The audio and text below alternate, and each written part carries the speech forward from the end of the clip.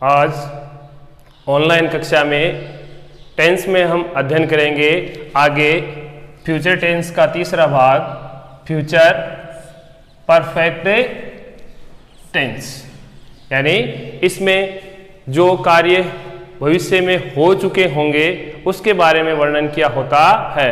इसकी पहचान है हिंदी वाक्यों के अंत में चुका, होगा, चुकी, होगी, चुके, होंगे आदि शब्द आते हैं। हिंदी वाक्यों के अंत में चुका, होगा, चुकी, होगी और चुके, होंगे आदि वाक्य आते हैं। अब इधर चले अंग्रेजी की पहचान। तो अंग्रेजी के पहचान शब्दों में इसमें एक शब्द ही है मात्र, bye the end of time, यानी भविष्य काल का समय दिया होगा। जैसे मान लो दिया हुआ है by the end of this week, by the end of this month या by the end of this year. इस तरीके से हम पहचान आसानी से कर लेंगे कि bye the end of future time दिया हुआ है तो हम समझ जाएंगे कि वाक्य फ्यूचर परफेक्ट टेंस का है। अब चलते हैं इसकी वाक्य रचना में। वाक्य रचना, वाक्य रचना में सबसे पहले लेते हैं एफ्रेमेटिव। एफ्रेमेटिव सेंटेंसेस।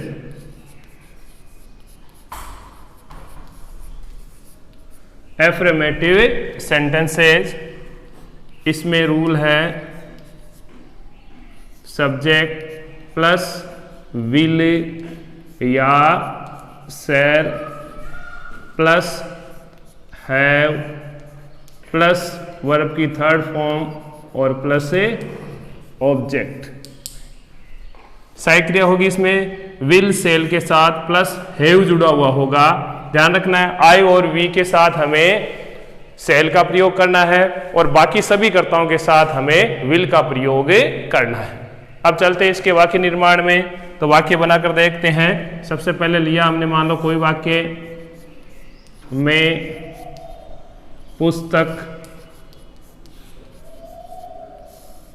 खरीद चुका होगा। मैं पुस्तक खरीद चुका होगा। तो वाक्य बनाते हैं। आई के साथ हमें प्रयोग करना है सेल का, तो आई सेल हैव, बाई की थर्ड फॉर्म हो जाएगी bought a book, bought a book. I shall have bought a book.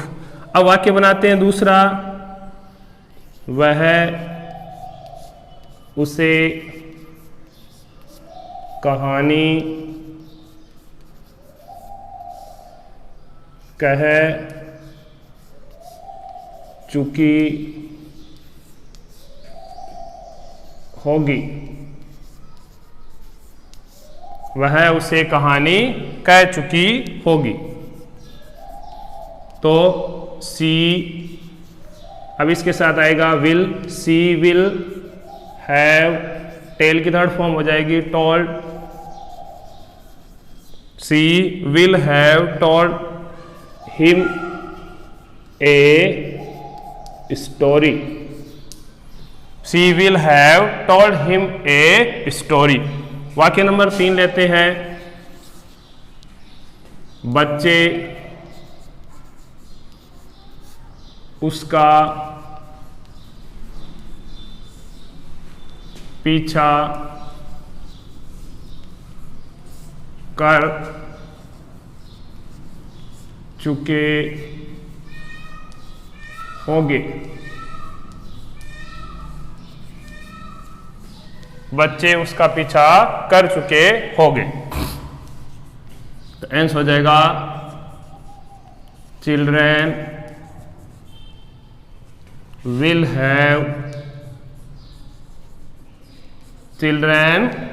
Have followed, third form हो जाएगी फॉलो की, followed him. Children will have followed him. वाक्य number 4, वे गाना गा चुके होंगे, गा चुके होंगे। वे गाना गा चुके होंगे। अपना आंसर हो जाएगा दे विल हैव संग a song. They will have संग ए सॉन्ग। इस प्रकार एफर्मेटिव वाक्य बन गए। अब आगे लेते हैं इसमें नेगेटिव सेंटेंसेज।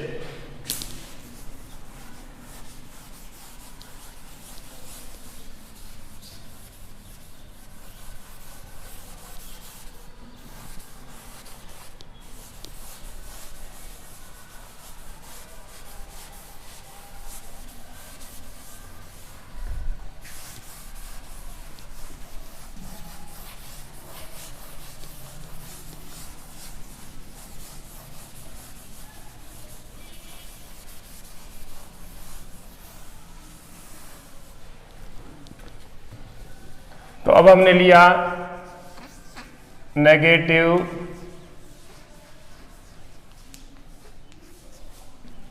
सेंटेंसेज, नकारात्मक वाक्य। नकारात्मक वाक्य में रूल लेते हैं सब्जेक्ट प्लस विल या शैल, विल या shall plus not plus have plus verb की थर्ड फॉर्म और plus a object. Subject plus will या shall plus not plus have plus verb की थर्ड फॉर्म और प्लस ए ऑब्जेक्ट। वाक्य बनाते हैं, तुम उसे पुस्तक नहीं दे चुके होंगे, नहीं दे चुके होंगे।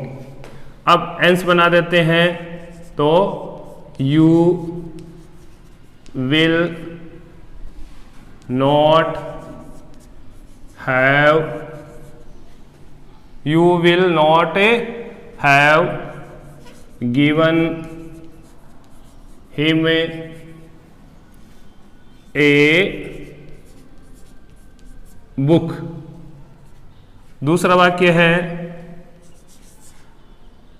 Sohan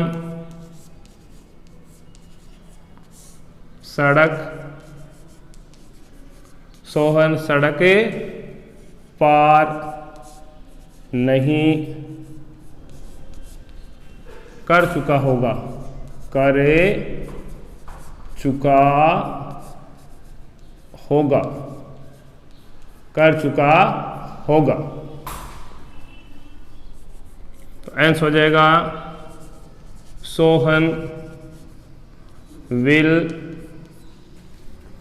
not have, Sohan will not have crossed the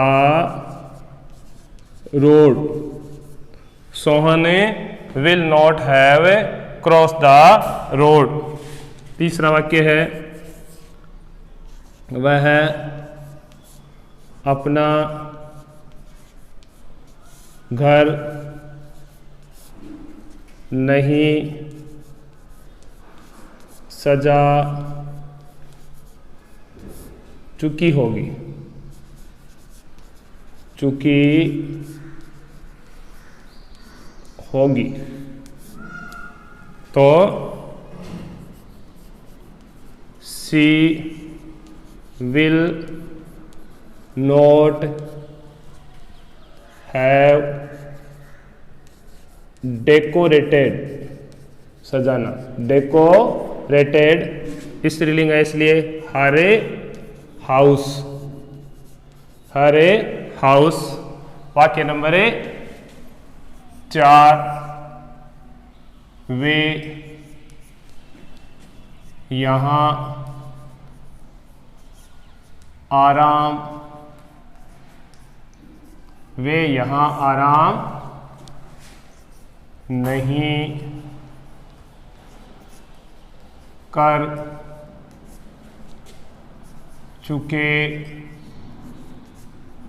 होंगे, वे यहाँ आराम नहीं कर चुके होंगे। आंसर हो जाएगा दे will not have taken rest here, they will not have taken rest here। अब लेते हैं इसका तीसरा भाग, interrogative sentences. Interrogative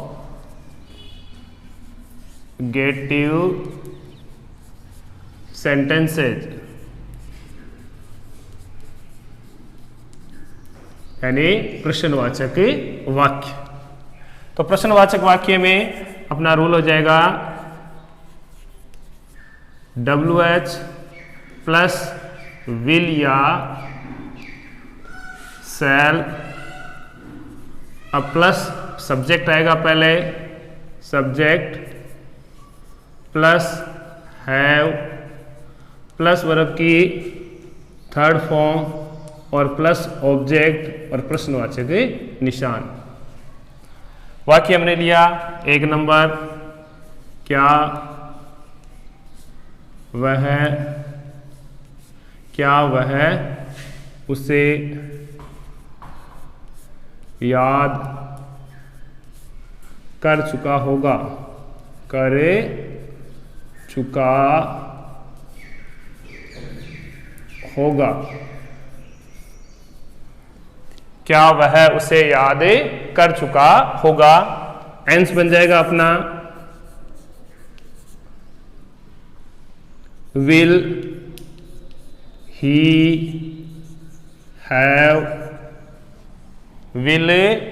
have missed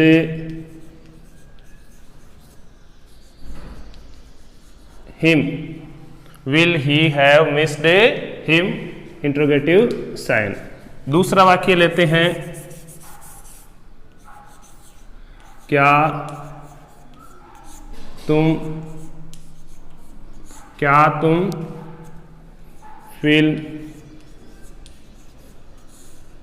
देख चुके होंगे, क्या तुम फिल्म में देख चुके होंगे। आंसर बनेगा अपना विल यू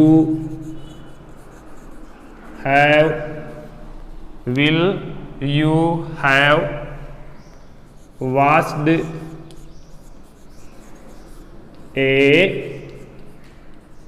फिल्म। तीसरा वाक्य है, क्या वे यहाँ आ चुके होंगे, क्या वे यहाँ आ चुके होंगे। तो आंसर हो जाएगा अपना विल दे हैव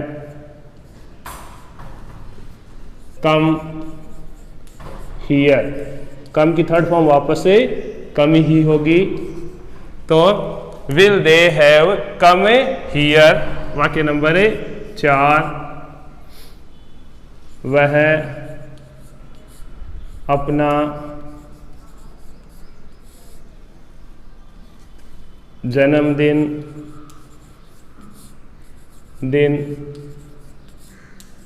कब मना चुकी होगी। वह अपना जन्मदिन कब मना चुकी होगी, कब यानी वेन। अब इसमें आएगा WH वर्ड, तो वेन विल सी हैव, मनाने यानी सेलिब्रेट, सेलिब्रेटेड हर बर्थडे